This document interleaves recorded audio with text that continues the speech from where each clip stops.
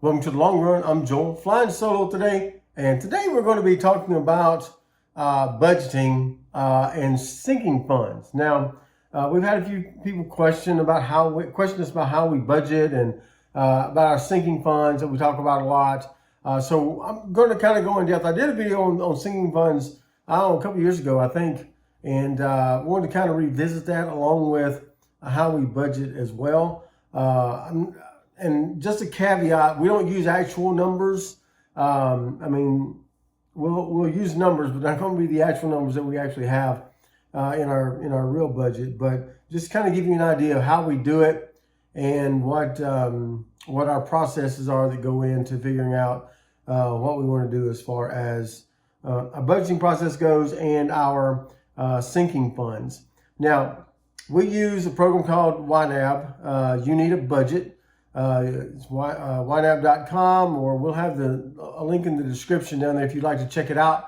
They'll give it to you free for 34 days for you to check out. And if you like it after that, then there's a yearly subscription for keeping it.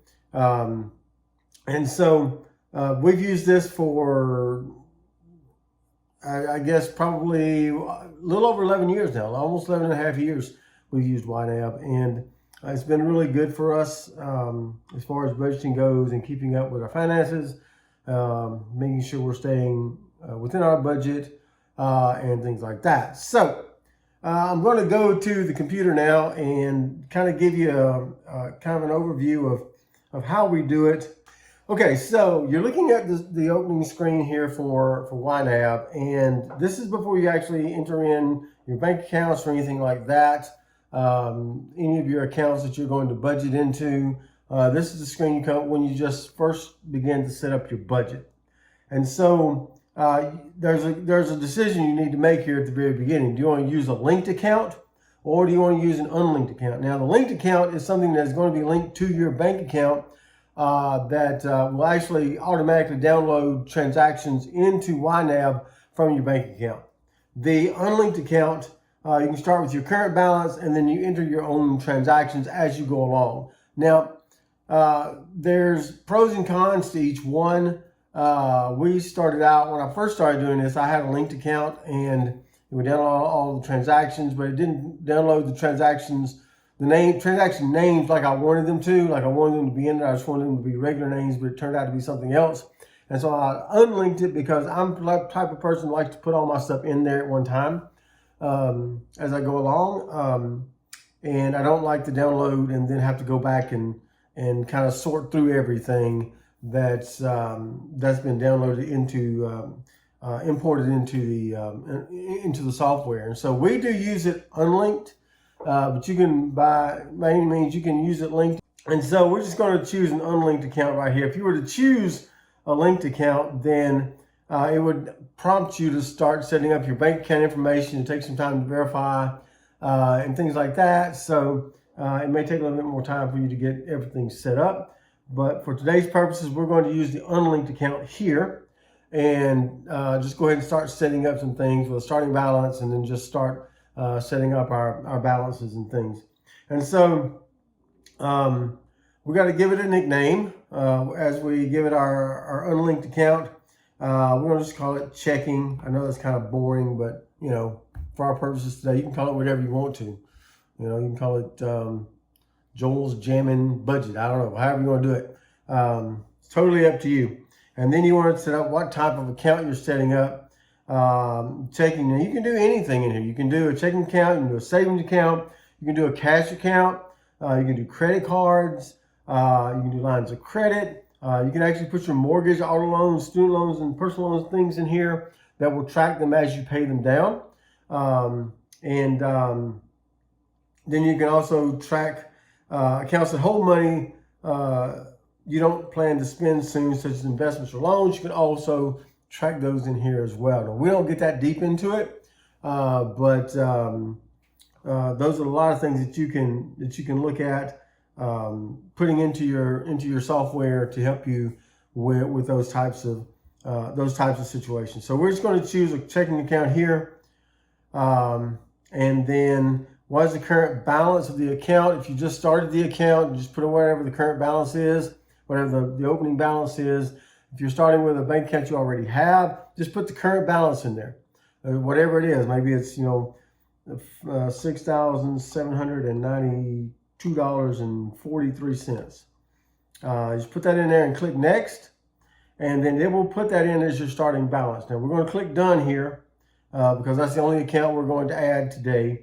And so what you're going to see is that you have a starting balance of $6,792.43. Now, the first tenet of YNAB is to give every dollar a job. And so when I did this back in early 2013, I took the balance that we had, and I started divvying it up. And what I found out was that I had enough money to get through that particular month in the account without touching any of the money that I was getting paid that particular month. This was a January.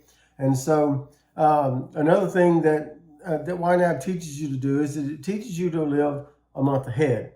So the money that you're making, for instance, in this month, in May, you won't use that until June. The money you make in June, you won't use till July.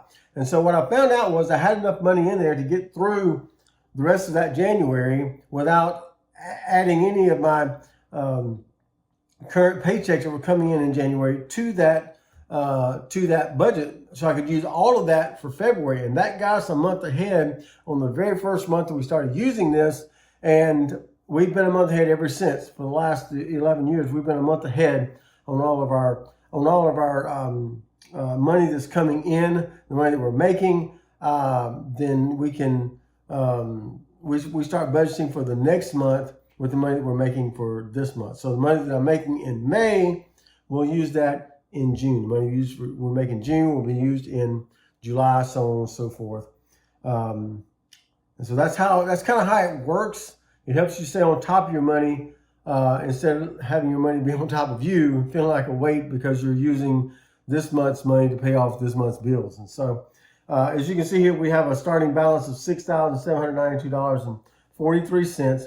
And so what you want to do is, as you go to your budget items here, we can click through. This is the checking. This is where you do all your transactions here. This is the budget area here where you start to put in all the money that you're going to be using for your different line items. And so, so it's going to show you ready to assign. So in YNAB, we're going to give every dollar a job. And so with that, we're going to start assigning money. And so once we put it into the assign column, it takes it away from up here from the ready to assign. So you say our mortgage is, $2,000 a month. Electric bill is $200 a month. Water is maybe $50 a month. Internet is maybe $100 a month. Cell phone maybe runs, $300 a month. Groceries, if you do $600 a month, however you want to do that, whatever your grocery budget is. Eating out, as we said, we want to give every dollar a job. So if you're going to go out to restaurants, then you want to put that in some kind of an account so that you have money in there, because if there's no money in there, you can't use it for that unless you reassign it in some other way. So you're going to go out to a restaurant and you don't have a eating out or a restaurant or fund money like we have, anything like that, then you don't want to take that money, that restaurant money that you used that night, out of your grocery budget, because then your grocery budget is coming down without you actually buying groceries. And so that's how you start getting behind, is that you're spending money from accounts that you don't actually have with zero balances. And so, and you gotta pay for it somewhere. You gotta have the money for it somewhere. So you just want to make sure you just go ahead and give these categories some funds for that. So we're going to put $200 in eating out. Transportation could be things like gas, kind of things like that. So we're going to put $100 in there for gas. Home maintenance. Now, if you own a home, this is a really good account to have, because you're going to have maintenance you're going to have to do on your home. And so if you have a sinking fund here, these are not all of these are sinking funds per se, because you're putting money in them that you're not going to use every month. That's what I define a sinking fund as, is money that I'm putting aside in a different account that I'm not necessarily going to use that particular month. So we want to, I'm going to change, when we get down here to goals, I'm going to change that to sinking funds. But this is some non-monthly things here, like home maintenance. So you want to maybe put $300 in that. Auto maintenance, you have to get your oil changed, you have to get things done to your car, put a couple $100 in there. Gifts, like we use our gifts sinking fund for birthday gifts and Christmas gifts and things like that. We usually assign probably $1,000 to that each year, and then we use that to buy our gifts. Now I know some of you are probably saying $1,000, that's not a lot. Well, it's really not, but our family is really small, and so we don't have a whole lot of gifts to buy. My family's always been small, and so even when I was growing up, we had a really small family, so there wasn't always a lot of gifts that we had to get, and so even now we still have a relatively small family. It's getting a little bit bigger, but so that's the reason we can budget kind of that amount for that we feel comfortable with as far as gifts go. So if you want to take a vacation this year, then you want to put this, as we come to goals right here, I'm going to change this to, actually, let's see if it'll let me do that. Yeah, we're going to erase this here, and I'm going to put sinking funds, just so you kind of get an idea of where we're at. I think I can do this. Yep. Okay, good. I'm still finding things out on my own too as I go through this software. So I put home maintenance down in sinking funds, and you can put a lot of other things down there in sinking funds as well. We put gifts in sinking funds like that. So if you want to go on vacation and you want to start saving up for that, so maybe you say you want to put $200 towards your vacation for this year or next year, and you want to do that every month for this year, so that next year when your vacation comes around, you've already got it paid for. That's always a great thing to do, keeping up with that. And so you put that in there, and then your education, so you have student loans, things like that, you want to put $500 in that. And then coming on down here to home improvements, we're going to put 500 there. Oops, 500 there. And then let's see what else we want to do here. Let's see. We're going to come back and do hobbies, like if you play golf, or let me move that up a little bit so you can see it. If you play golf, or anything that requires money, for me, hobby would be running, and so that would be where I would put my sinking fund money for buying my shoes, for race registrations, travel, things like that. But we also have a travel sinking fund as well that we use when we travel. So I'm going to put the rest of that $542.43 in hobbies. And so now everything's assigned. And so once everything's assigned, then once you start putting in, you go back to your checking here, you start putting in items from your that you're paying out, then this is where this goes. And so like we want to pay our monthly rent.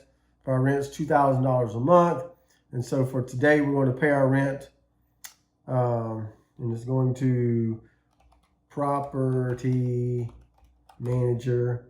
And so you put there in the payee, and so when it gets to the category, then you have the drop down where you can choose which category it's going to go into. So this is going into rent and mortgage.